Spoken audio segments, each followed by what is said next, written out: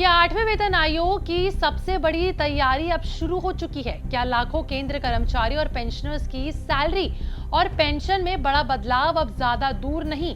और क्या fitment factor को लेकर चल रही चर्चा कर्मचारियों के लिए एक बड़ी खुशखबरी बन सकती है? अगर आप भी 8वें वेतन आयोग का इंतजार कर रहे थे तो ये वीडियो आपके लिए बेहद जरूरी है, क्योंकि आज हम आपको बताएंगे 8वें वेतन आयोग से जुड़े टॉप 5 लेटेस्ट ऑफिशियल अपडेट्स। आयोग ने अब तक क्या क्या किया है, आगे क्या होने वाला है और आखिर क्यों पूरे देश के लाखों कर्मचारियों और पेंशनर्स की नजर अब इसी आयोग पर टिकी है। नमस्कार, मैं आपके साथ तनीषा। चलिए शुरुआत करते हैं आज की वीडियो की। सबसे पहले बात करते हैं उस तस्वीर की जो पिछले कुछ महीनों में तेजी से बदली है।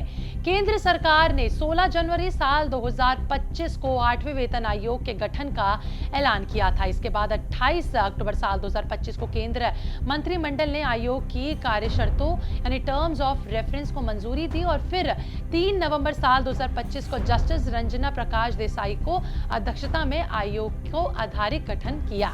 इसके बाद 7 फरवरी साल 2026 को आयोग की आधिकारिक वेबसाइट, ऑनलाइन डेटा पोर्टल और परामर्श प्लेटफॉर्म लॉन्च किया गया ताकि कर्मचारी संगठन, पेंशनर्स और दूसरे हितधारक सीधे अपने सुझाव आयोग तक पहुंचा सके।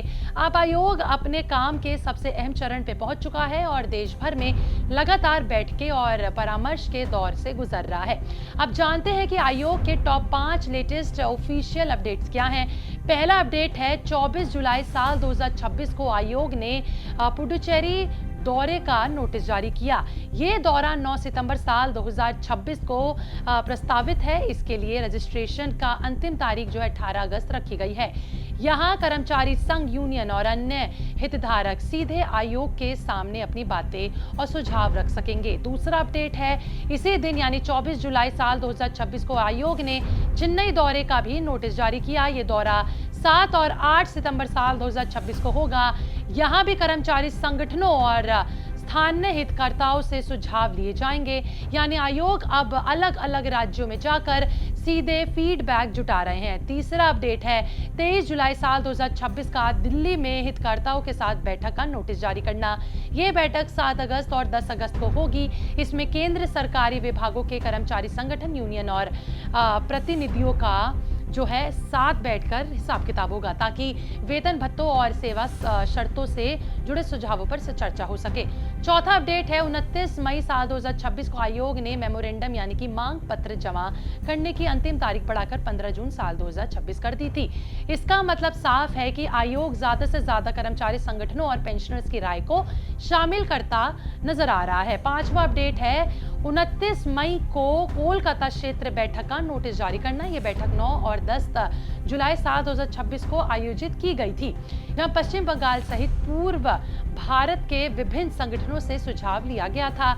यानी साफ है कि आयोग सिर्फ कागजी प्रक्रिया तक सीमित नहीं है, बल्कि देश भर में जाकर कर्मचारी और पेंशनर्स की राय जुटा रहा है, उस पर काम कर रहा है। अब बात उस मुद्दे की करते हैं जिस पर सबसे ज्यादा नजर है और वो है फिटमेंट फैक्टर को लेकर। देखिए, यही वो फैक्टर है जो नए बेसिक सैलरी और पेंशन तय करने में सबसे बड़ी भूमिका निभाता है। छठे वेतन आयोग में फिटमेंट फैक्टर 1.86 था। 7वें वेतन आयोग में इसे बढ़ाकर 2.57 किया गया। अब बीपीएमसी और एनसीजेसीएम जैसी प्रमुख कर्मचारी यूनियनों ने मांग की है कि 8वें वेतन आयोग में फिटमेंट फैक्टर को 3.5 या उससे ज्यादा करना होगा।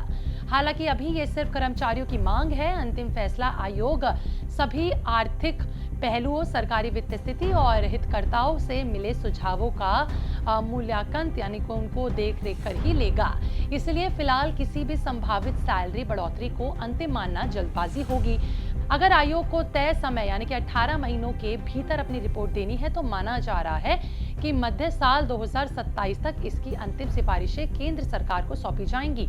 इसके बाद सरकार इन सिफारिशों पर फैसला लेगी। फिलहाल इतना जरूर कहा जा सकता है कि 8वें वेतन आयोग का काम अब निर्णायक दौरे में पहुंच चुका है। लगातार क्षेत्रीय बैठकें, कर्मचारियों से सुझाव और फिटमेंट फैक्टर पर चर्चा इस बात का संकेत है कि आने वाले महीनों में कई बड़े अपडेट सामने आ सकते हैं।